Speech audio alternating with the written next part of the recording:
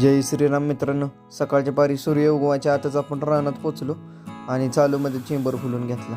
त्यानंतर ऊसात व्यवस्थित पाणी लावलं आणि आपण भिजवान व्हायची वाट बघत बसलो. व्यवस्थित पाणी लावल्यामुळं भिजवान व्यवस्थित झालं आणि पाणी पण संपलं.